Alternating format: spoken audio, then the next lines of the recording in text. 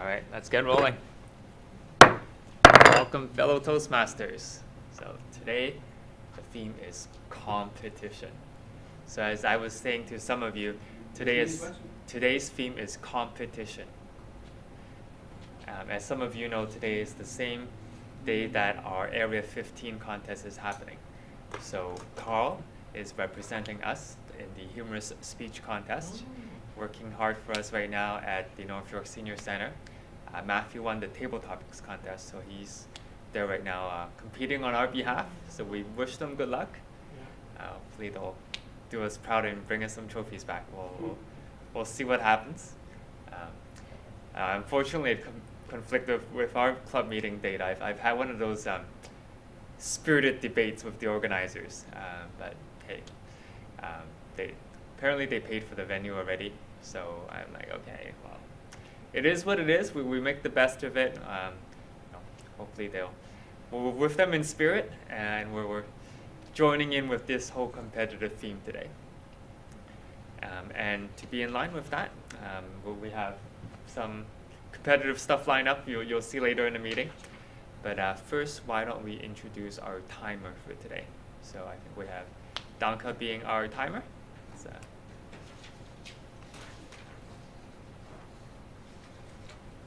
Yay, Danka. Yay. Hello, fellow Toastmasters. Thank you for welcoming me back. Today, I'm honored to be timer. I would like to explain what the timer's role is. I will time speeches of speakers. Today we have 2 speeches. They will be 5 to 7 minutes long. I will start timing. When it's 5 minutes, I will show to the speaker the green card. When it turns to 6 minutes, I will show him yellow card. And when it's 7 minutes, I will show him red card. This will help the speaker to organize his speech and practice the timing of his speech as well. Wish you all the best. Thank you, Danka. And then next we have our grammarian. Let's welcome Kevin.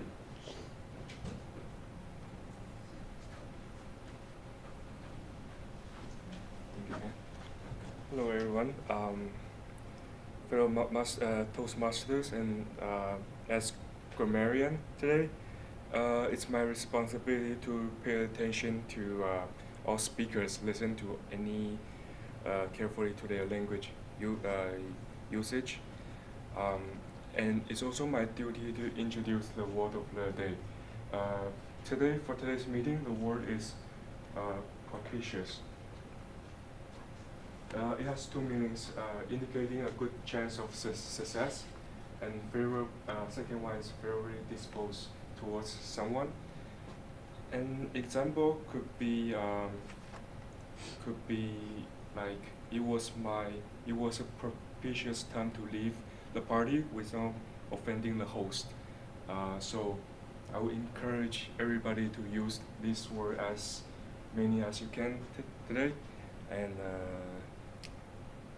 so when you guys use a word, everybody would knock the table. So that's about it. Thank you. Pictures is not an easy word to remember. Yeah. Well, today we're gonna have some. Yeah, we're gonna have some prosperous competition today. I just imagine it means good fortune or good success. Maybe it's a good way of thinking about it. Okay, up next we have our laugh counter. Welcome, Vivas. Thanks. Hello, fellow Toastmasters. So my duty today is to record the number of laughs. So I think you will be making a humorous speech here. Every time you make people laugh, I will be counting it. So it will be a competition. I hope you make your speech very laughable. So I'll be counting it. I hope it becomes 10, 20, 30, as many laughs, okay? So that's my responsibility. I'm sorry? Everything is a speech. Okay. Yeah. So that's my responsibility, and I think we have a general responsibility for everybody, which is the speech evaluator. I see a lot of parameters here. I don't know how to use. I will see the definitions. I will make the best out of it. All right, thank you. Thank you. Next, we have our famous Roberto, the charity master. Well, he'll tell us all about all the good deeds that he does in and out of the club. So let's welcome Roberto to do a humor tip for us. Thank you. I can count Roberto's laugh also, right? Yeah. Yeah. Okay. How many of you? What's that? Your head's cut off. I'm too Back. short. That's why. Or maybe I'm too tall. Back up or bring the camera back. Yeah. Oh, yeah. Really. How many of you know the 4 tips I gave so far over 4 different meetings, like humorous tips? How many of you remember the first, second, third, and fourth? Because I was going to give the 5th today, but I changed my mind because as a good teacher, you know, like you got to make sure that your students know to count from 1 to 5 before you teach them 6 to 10. Anybody remembers the first humor tip I gave? Very good, but that's not the first one, but I'll take that. That was number 3. Always have a pen and a paper, so you can write down things wherever you are if you see something that you could use for humor or for a joke or make it into part of your speech or your humor list. So always, that was tip number 3. Number 1, anybody remembers? Very good. Never put anybody down. Never embarrass anybody. Never make anybody feel ashamed or, you know, or hurt their feelings or whatever. If anything, you make fun of yourself or your family or your friends, but never the audience. Never ever do that because it's inappropriate. It's not right. And you have seen this. You have seen people that make fun and use the audience, in fact, and they put them down. A lot of this, it happens, in fact, when I watch comedy. And I tell you, some jokes are okay, but some it's really embarrassing. Like if I was the person, I would feel really offended, right? So you have to be careful with people's feelings, basically. And number 2, because 3 was never put anybody down, 3 was always have a pen and a paper so that you can write down things wherever you are that you think it's funny, and then you can use it at some point. Because usually we remember. We see something, we say, oh yeah, I remember that. But there is a Chinese proverb that says that a drop of ink lasts longer than 1,000 words. So always have a pen and a paper to write things down. And number 2, this one you probably don't remember. Always use the places where you are and pay attention where you are. And the example I gave you once is I was in a restaurant called Ed's Fish Restaurant. And on the walls, there were funny not pictures, how do you call it? They were in frames. They were frames that had funny stuff, and then there were pictures. But some of the stuff was really funny. I remember one offhand that says, this is a fish place. So it says, if you don't finish your food, we will use your children as bait. Or if you want great service, if you leave good tips, we will give you good service. You know, like funny stuff that at that point I found it was funny, so I wrote it down. So pay attention in the places where you are, where you go, because there is always something you can find, if you look for it, of course. And number 4, this was the last one I gave the last time that I was here. Anybody remembers? What was humor tip number 4? Ask the children. It was pay attention to circumstances. So the word was circumstances. So things happen. When you meet people, when you are at the stop, at the corner, you know, waiting, things happen. And or when you're at work, right, or at school. So always pay attention to circumstances, because sometimes not only funny things happen, but people talk and you can hear something funny, or something happens that is funny, and then pay attention. Keep your eyes open because you can use it. So what I will do is I was paying attention once when I was lining up in a movie theater, and I was, let's say, number 4. So there was a guy at the very front, and I didn't know this was the first time he ever came to a movie theater. I found out later he was a gentleman that flew from Newfoundland to visit some relatives, and he never been in a movie theater. So he gets his ticket, goes, and then comes back like a minute later, and there were still people and says, can you give me another ticket? So he pays and they give him another ticket. So he goes back. A minute later he comes back. And we're all surprised. And he says to the cashier, can you give me another ticket? So now, because it's the third time, the cashier says, but why is it that you keep coming back for tickets? For the movie theater tickets? And he says, well, because every time I go to the door, they break it.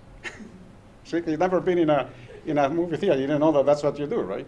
So that was a circumstance, and it was a place, and I saw it, right? So that was one of the things I used before. And then once I was in a train. You remember which country I'm from? Argentina. Uruguay, close. Oh. Argentina is the big one. They are like, let's say, USA. They are the cool ones. And Uruguay is the little one next door, and we're the humble, nice, more down-to-earth people. That's how we all usually compare USA, Canada with Uruguay, Argentina. They think they are the coolest, right, in Argentina. And we are, like different species, Uruguayans.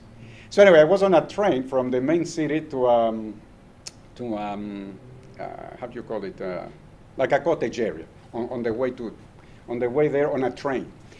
And so I was sitting in the train, and it was absolutely packed, but there was one man who was sitting by himself, tough-looking guy, and there was a basket on the seat next to him. So all of a sudden, a lady comes, and he asks this man, can you please remove the basket? And the guy looks and says, I'm not removing the basket. So the lady is surprised because she wants to have a seat. So she looks at him again and says, sir, can you please remove the basket? And he says, I'm not moving the basket. And he raised his voice. Sir, I'm going to ask you for the last time. Can you please remove the basket so I can sit? I ain't moving it. So she goes and goes to look for the inspector, the guy who lets you in and checks your tickets. So she comes with this guy in uniform, and she had explained the situation. So now the inspector looks at him and says, sir, the lady asked you to remove the basket. Why is it that you won't move the basket? And he looks at the inspector and says, the basket is not mine. So that was the circumstantial humor at that point. And again, you have to pay attention. And if I didn't write it down, you see, I do have it written down, because when I see something funny or humorous, I write it down, because I believe in the Chinese proverb. All right, and then the tip I was going to give you today, but I'm going to save it for the next time when we'll have a full house, and I had some very interesting jokes with it, and I'm going to give you a sneak preview, is to use body language. That's my tip number 5, if I was going to number them. And you have seen me now what I'm doing. But I'm going to use some humor the next time and show you in action. But when you talk, you cannot just say, oh, yeah, I saw a guy on stage and he was putting people down, and that was not really good. You see, if I'm monotone and my hands are like this, it's boring, right? So I said, I saw this guy doing comedy, and he puts people down, and it's really bad. So you see my eyebrows, my hands are moving. Like that's what I'm saying by body language. It's not just your arms, it's even your eyebrows, your body language, etc. It all counts. When you're giving a speech, and as I believe, and Ken knows this, I believe in humor. No matter what I'm talking about or what anybody's talking about, I always think that you should include humor, because it's great. It lifts up your spirit and it makes everybody feel good. In fact, I'll tell you something I just remembered. Remind me to use this one, because this one I don't have it written down. You know the 3 tenors, Pavarotti, Carreras, and Plácido Domingo. They are called the 3 tenors, and they are on TV, and they sing beautifully. Pavarotti now died, as you know, but my mother loves those 3 singing. The thing is, Plácido Domingo and Carreras are from Spain. They are Spanish people. Pavarotti was Italian. So the 2 Spanish guys, they sing, and you see what I'm just doing? And they use their hands when they sing. Pavarotti always sings like this. And he's singing beautifully and with all his power, and his face moves, but the hands are always completely down. And my mother usually tells me, why doesn't he, use his hands like the other 2, right? Because it looks like a statue singing, and his voice is amazing. But a little bit of, hand movement like the other ones when they sing, they feel that, they give you the sensation that they are feeling it, what they sing. But if you sing like this, it's a different story. So body language, in fact, and you can tell with singers and with artists, very important, right? They use it constantly. So anyway, that's the sneak preview for what I'm going to say next. Thank you very much. At least you guys wrote down those 4 now, so you have them for sure. So when I ask as a Sorry test, for me, I wasn't here. So. oh, you were very perfect. Do you mind actually repeat that proverb? Drop of ink Oh, a drop lasts- of ink will last longer than 1,000 words. Okay. And I didn't make that up. I heard it, but I wrote it down, and I always remember because it's so true. You know, like write things down. That's pretty Well, brilliant. these days, you know, like these young men here, the next generation, they don't write anything down. They enter it in themselves. So that's fine. And if it works, you know, there is a place in myself. I don't use it. I don't know how to, but it says notes. Hmm. So I guess that's the equivalent of writing things down. Yeah. I learned that from my kids, of course, Maybe now instead of pen and paper, and paper. you just wanna write down whatever Yeah. style it is. Yeah, exactly. Technology. Exactly. Just See. write down. See, when they say ink, they didn't say whether it's digital ink or Yes. analog ink. So That's right. Fair game. Digital ink. I never heard that one before. fair game, fair game. I learned just learned something. Digital ink. Yeah. I write it down. I like It's a it. term. I think I heard a beep on the phone. Is someone on the phone? Someone on the bridge on the line? Yes, my name is Walston. Walston, awesome. Hey Walston, did you try and click on the link as well? Are you on online? Yes, I am doing that. You're doing that right now? Let me see that.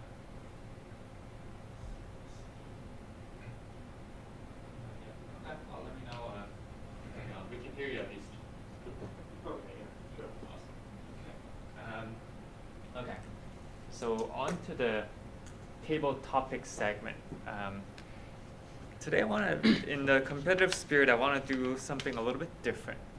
So instead of doing our regular table topics, I want to do a silent table topic, meaning you do it with body language.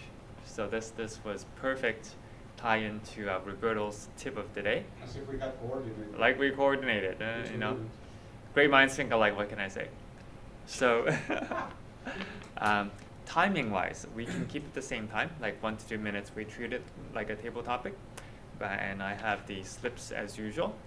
But instead of giving a table topic speech, body language, and we can guess. We can guess what it is. Maybe we could do.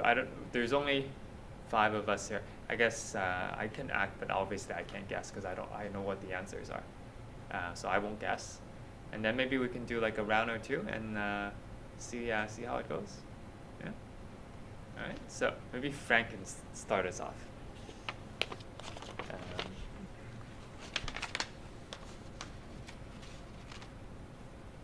So Danka, whenever he starts, you can start the timing and then do the same thing, like 1 minute, For 1 minute. 1 minute green, 1.5 yellow, and 2 minutes red. You want another one? All right. I don't know if that's cheating or not. He doesn't know either. He was kidding. Whoa. The third one. Third one's a charm. Oh, you don't know how to. Okay. I'll give you guys a hint. You guys, when you do the thing, if you don't act out the thing, you can say like, first word is something, second word is something. So then, if it's like a 3-word phrase, right? You can act out each word individually. Makes it a little bit easier. You know what I mean? You got it? I don't. But it's okay. Okay, you'll watch. You'll get it. You get it. So.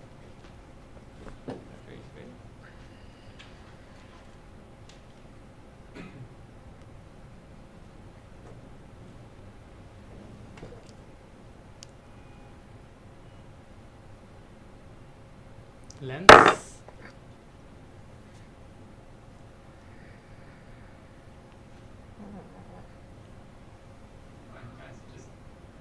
Just say stuff out loud. Eyeglasses, lens, microscope. How many words? It's No. How many words? Okay, 2 words. 2 words. Okay. 2 words. 2 words. Keep going. 2 words. but you need to You can't- say you if can't it's say it. you need to say if it's an individual, if it's a movie, things like that. Okay. Otherwise, it's too difficult. Yeah, So it's a character. Actually, so let's keep going. So I'll say, is it a person, and then you nod. Say yes. Okay. Okay. Is it a person? Yes. Is it a person?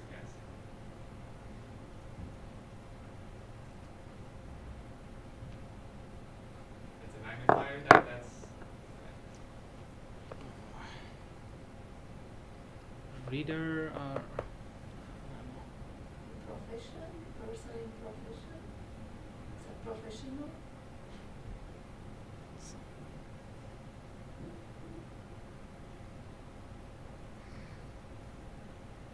more fun if we have two people acting. Okay.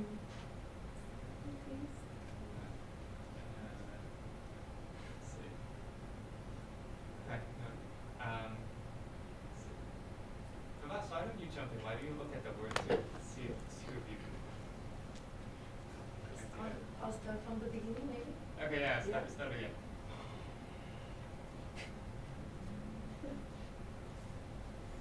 should I take it different? You give up? This Is is not too hard?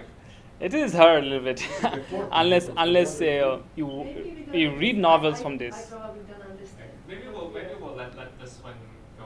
This was Sherlock Holmes. Yeah. Okay, I never played this since I game or whatever. I never. Yeah, I think we have to give some context. Say, is I thought it was gonna this be a movie Rose. title? Is this otherwise it's too broad? Or whatever it says in the paper. Yeah. So these are usually I'll give it usually like movies or characters or books and stuff like that. But what, that you have to guess Yeah, you have to guess based what on it what is. is doing? Yeah. Based on what it's doing. Wow, that's It's tough. hard. For me, it is.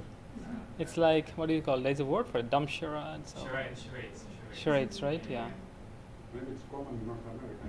Yeah, I saw something about a zombie which I've never seen, so it's hard to act a movie. You don't even know what it's about.